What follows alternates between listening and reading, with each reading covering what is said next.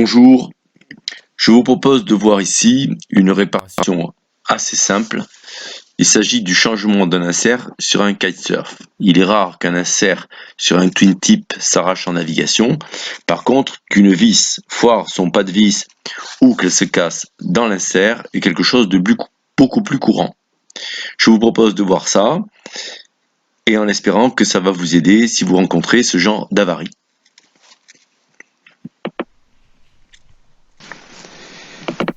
Après avoir démonté la poignée, on voit comment se présente le problème. L'insert de gauche, c'est-à-dire à droite sur l'écran, apparemment ne fonctionne plus. La poignée a été réparée plus ou moins bien avec de la colle ou de la résine, mais ça ne pouvait pas fonctionner puisque, a priori, l'insert est bouché. Nous allons donc essayer d'extraire cet insert pour le changer et mettre quelque chose qui fonctionne. À gauche, c'est-à-dire l'insert de droite, fonctionne bien, et voici comment à l'origine ça devrait marcher. Je vais donc extraire cet insert et le changer.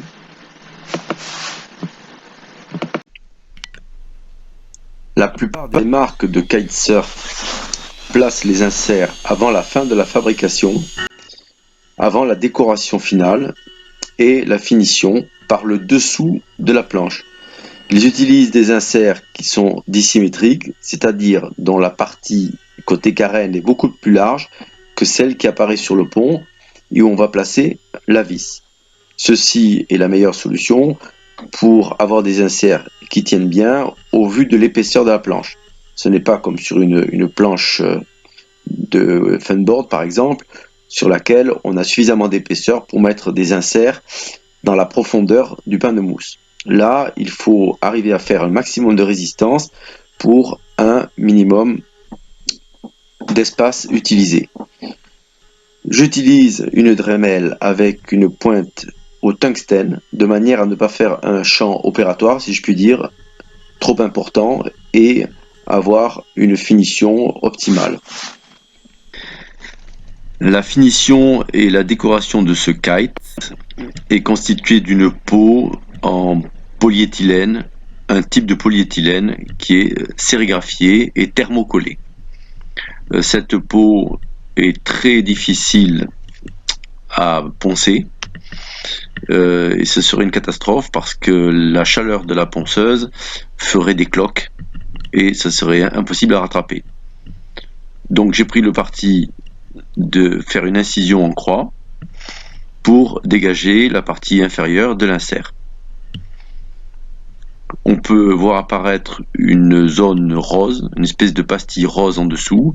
C'est pas l'insert, c'est une résine de finition qu'il y a entre la stratification structurelle du kite et la peau.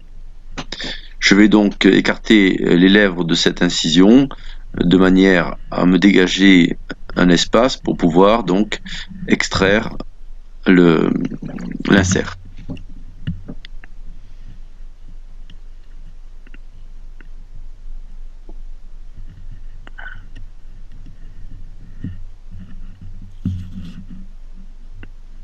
J'ai fait un dégagement à ras de la pièce à extraire, de manière à ne pas faire un champ opératoire trop important et devoir mettre une quantité de résine très importante. Structurellement, ça servirait à rien et ça serait trop visible une fois fini.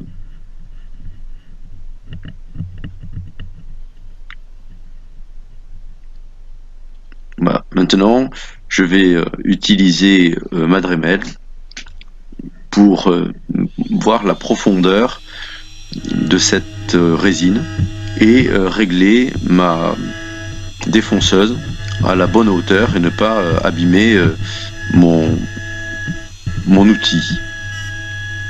Voilà, la pointe en tungstène de la Dremel, elle ne craint pas de toucher le métal. Maintenant que je connais la profondeur de la résine de finition, je poursuis mon travail à la défonceuse puisque j'ai pu la régler à la bonne profondeur. Pendant toutes ces opérations, je vais alterner les deux outils, la défonceuse et la Dremel.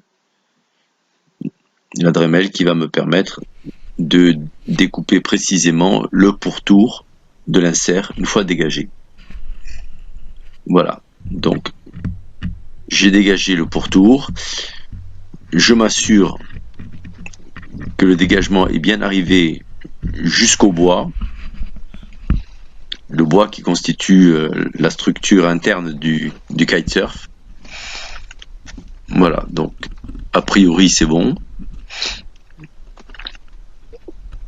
Il y a quelques petites bavures, mais ça passe quand même. Voilà. Maintenant, l'insert ne tient pratiquement plus. Il suffit simplement de le faire basculer comme ceci. Et bien sûr, comme vous allez pouvoir le constater, il y a un petit peu de bois de noyau, hein, le bois constituant le noyau du kitesurf qui est resté collé autour de l'insert. Voilà.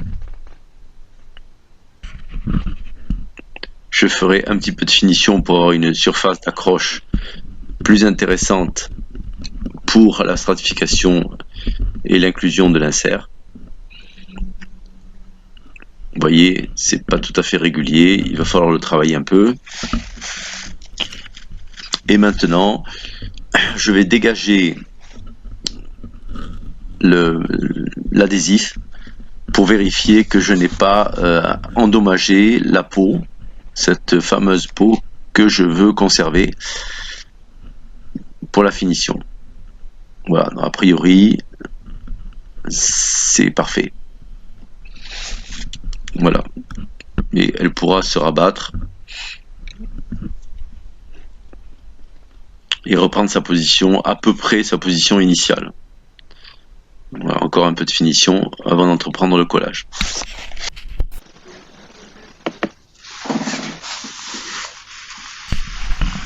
Je prends 1 minute pour faire une analyse de l'avarie. Voilà, vous voyez à l'intérieur, le métal que l'on voit à l'intérieur de l'insert, c'est la vis qui s'est cassée à l'intérieur de l'insert. Le pas de vis s'est soudé et la personne a dû vouloir dévisser ou visser et a cassé la vis. Voilà. Voilà l'état des lieux après extraction de l'ancien insert. Préparation du champ de travail.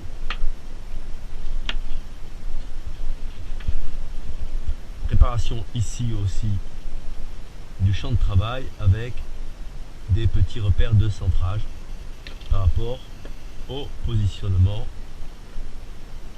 de la poignée. Voici les éléments participant au collage de l'insert. Ici, une feuille de millard trouée en son centre. L'insert qu'on va mettre, les couches de tissu qui seront près du pont et les couches de tissu qui seront côté carène. De la pâte démoulante pour éviter que la vis de fixation ou de positionnement plutôt se prenne dans la résine. Et ici, mélangeur, balance pour mélangeur, ciseaux pour rectifier la taille des pastilles de tissu.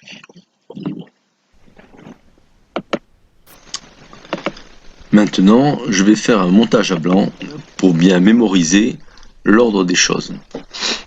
Donc,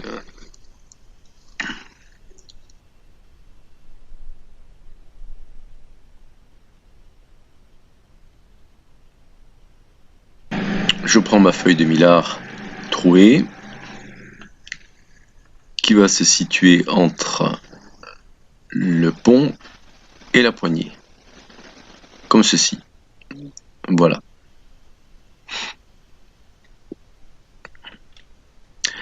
Le trou de la feuille de millard est légèrement plus petit que le diamètre de la vis pour créer une étanchéité. Je bourre le pas de vis avec de la pâte à modeler démoulante de manière à pouvoir dévisser l'ensemble quand la résine sera polymérisée.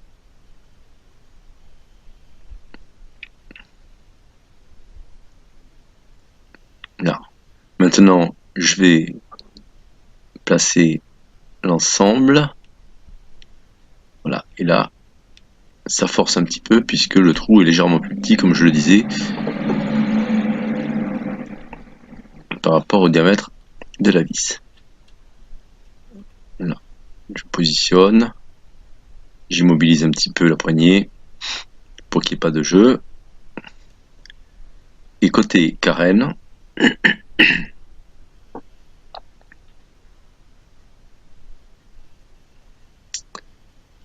je vais centrer mon insert.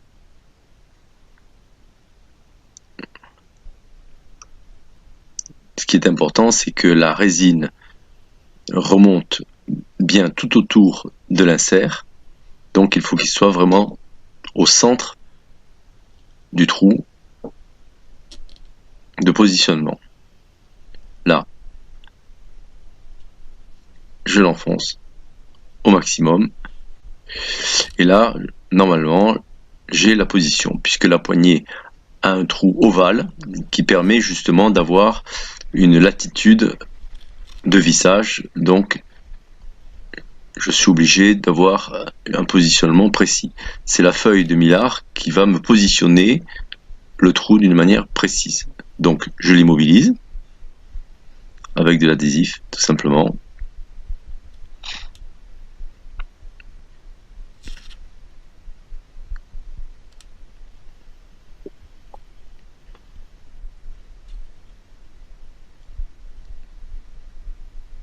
Voilà. Là, ça ne devrait plus bouger. Le trou est centré. La vis est centrée. Voilà, je dévisse mon insert que je récupère. Voilà, et je repositionne bien ma vis.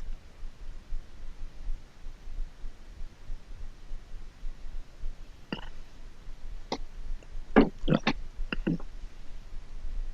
Je la fais dépasser au maximum de l'autre côté pour pouvoir résiner tout autour.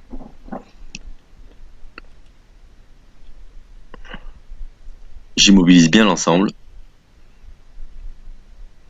Il faut que plus rien ne bouge à partir de ce moment-là.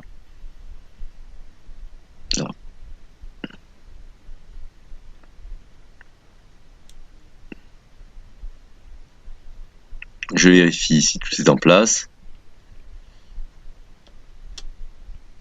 Et je me rends compte que le démoulant a fait des petites billes. Ça ne me convient pas. Donc, je vais rajouter un produit gras. En l'occurrence, je crois que c'est de la vaseline, mais une graisse silicone marche très bien. Et pareil, je vais bourrer au maximum le pas de vis.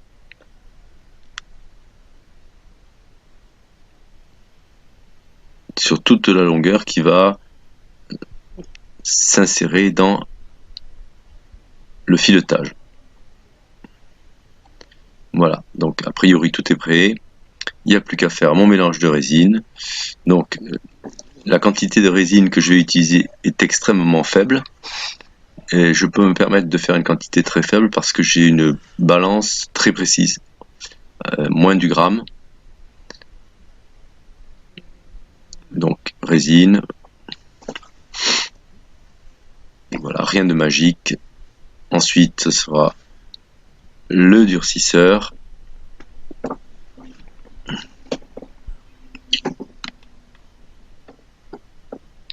Voilà, toujours très précis. On rectifie la tare avant de verser le durcisseur, bien sûr.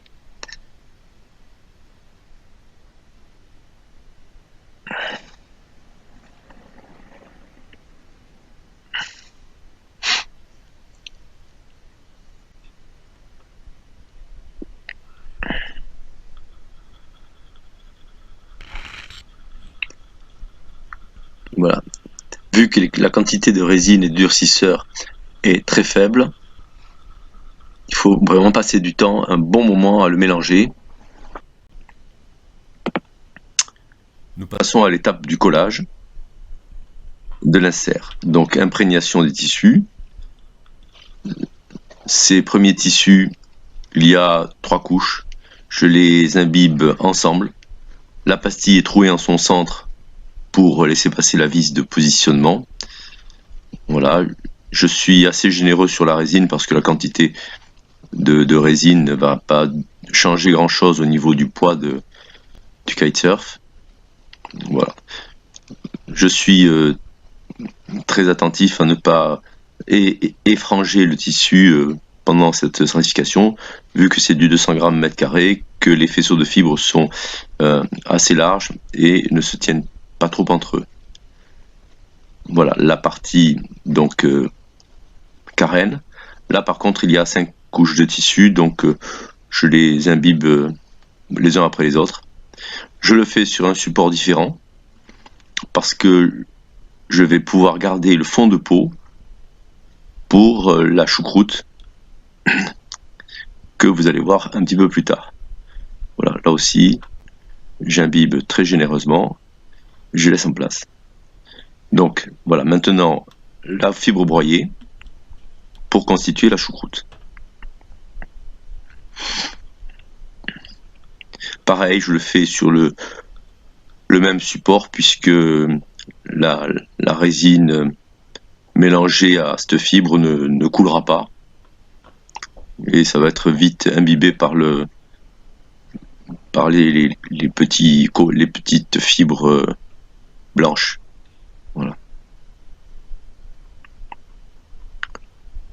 Voilà, je suis passé directement au mélange de manière à ce que vous voyez la densité, la texture du mélange. Que ce soit suffisamment liquide pour pouvoir s'insérer dans le trou, mais qu'il y ait suffisamment de fibres évidemment pour la résistance.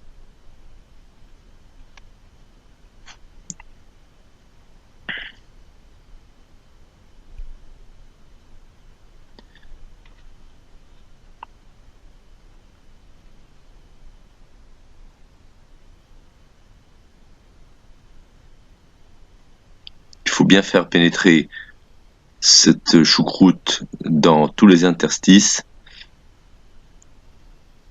et bien l'appuyer pour faire remonter le plus de bulles d'air possible.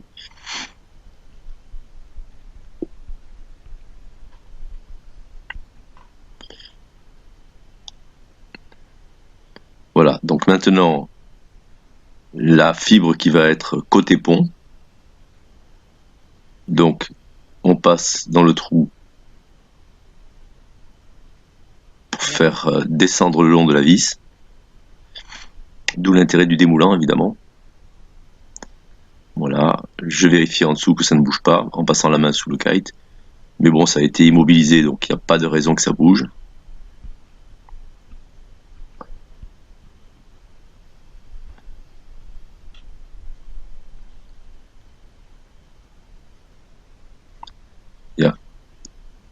Toujours travailler proprement, bien sûr.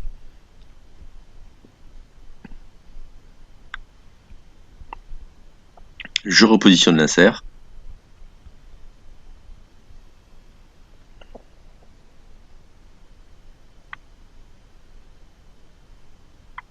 Je le visse au maximum.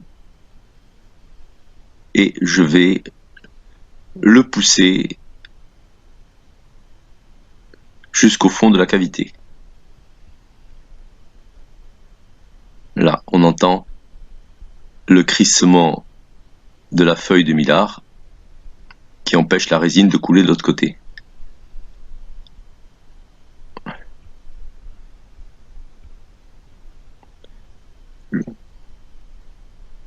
Ce que vous ne voyez pas là, c'est que je commence à faire un vissage du contre-écrou sur la vis pour maintenir déjà l'ensemble plaqué contre le pont.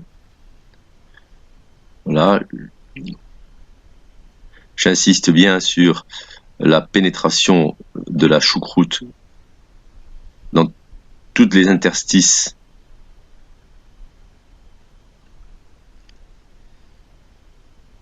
de l'espace.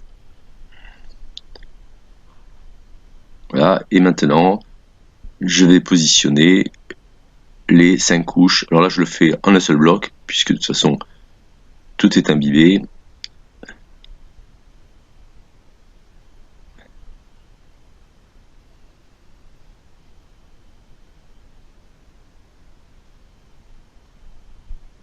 Ce que l'on voit pas bien sur la vidéo, c'est que les pastilles de fibres sont très légèrement plus grandes que l'insert, de manière à venir se plaquer sur les parois du trou.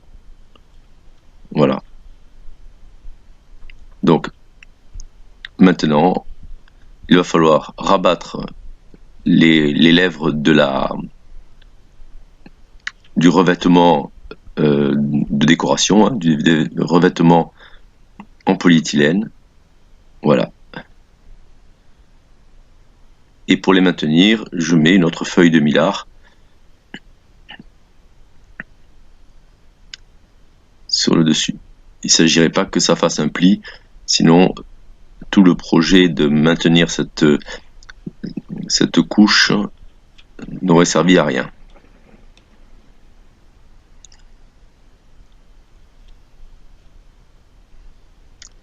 Voilà, et là on presse pour faire remonter un maximum de résine en surface.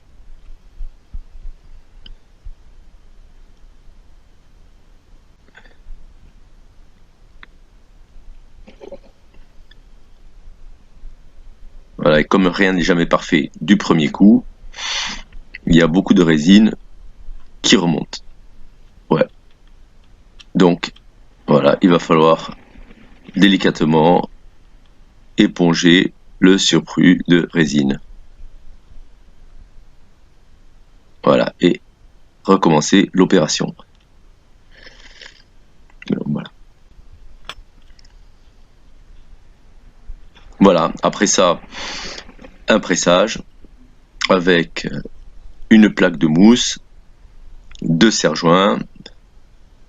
Voilà.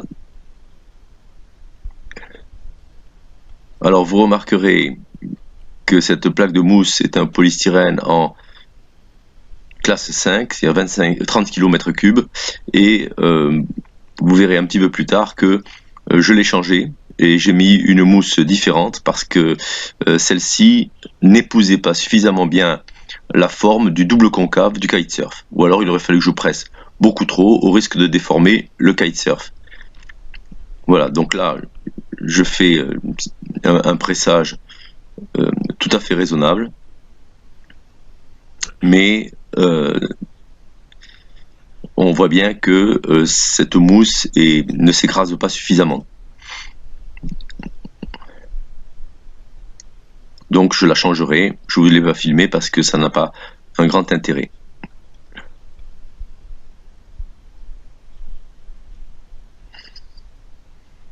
Voilà, vérification sur la partie de dessus. Là je finis de plaquer l'insert avec le contre-écrou. Voilà, de manière à ce que la poignée appuie bien. Voilà. Alors il ne faut pas trop serrer avec la pince, sinon on va assécher la résine et ça ne sera pas performant. Donc il faut juste rentrer au contact du pont et ça suffira amplement. Voilà, on vérifie le montage. Voilà, comme je vous disais, entre temps j'ai changé de mousse, ça a réticulé, donc tout est prêt pour le démoulage.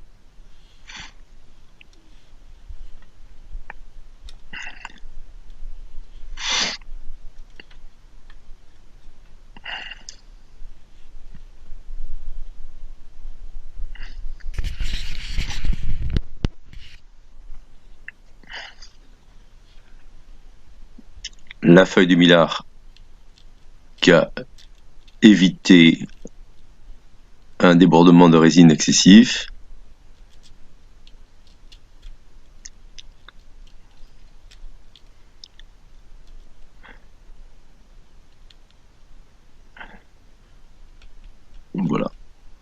très légères bavures qui s'en vont facilement en grattant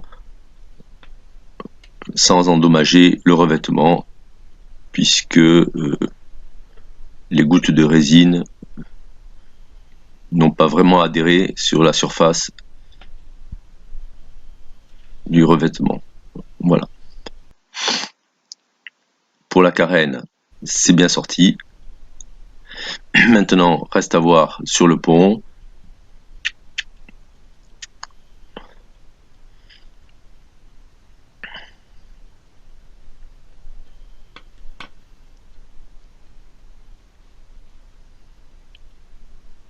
Voilà, pareil, la feuille de Millard a joué son rôle, puisque la surface est bien plane.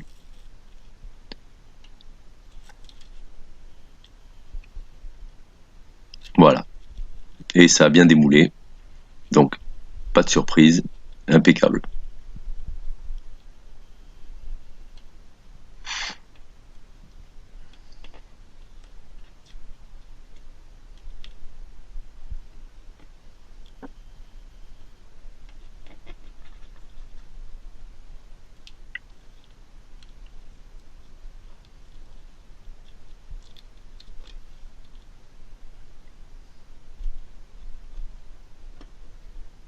Toutes les précautions qui ont été prises avec le masquage, avec le millard, avec le démoulant, bien portent leurs fruits maintenant, puisqu'il y a très peu de finition à faire.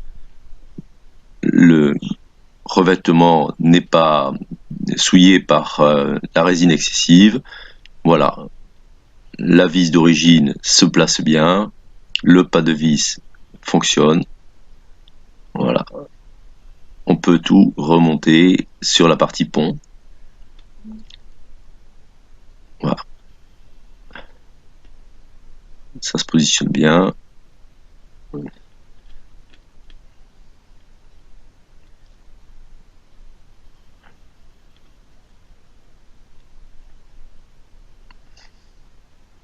Oui, avec la rondelle, c'est mieux, évidemment, mais bon. Un peu de pâte démoulante qui est remontée sur le dessus, a priori. Voilà.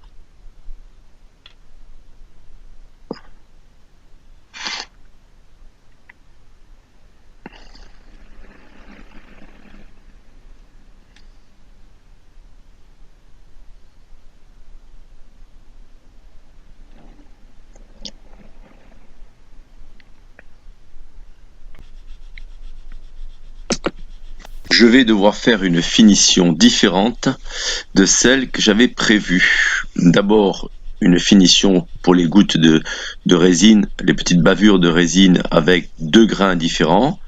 Ici, du 400 et un petit peu plus tard avec du 800. Vous remarquerez que la teinte de la réparation apparaît plus sombre. Ça, c'est la petite surprise due à la translucidité de la peau. Je ne m'y attendais pas, je pensais que ça allait passer comme ça, mais ça n'est pas le cas. Vous voyez, donc là, je passe du 800, et en même temps, je raye un petit peu la surface pour avoir une accroche de peinture, puisque je vais faire une finition peinture.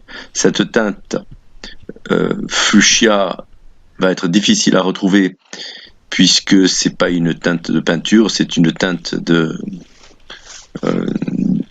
sérigraphie. Voilà. Donc je vous passe tout le sujet sur le masquage et la peinture. Pour ça, je vous propose de vous reporter à des vidéos précédentes où vous verrez comment, suivant le cas, je procède pour une peinture.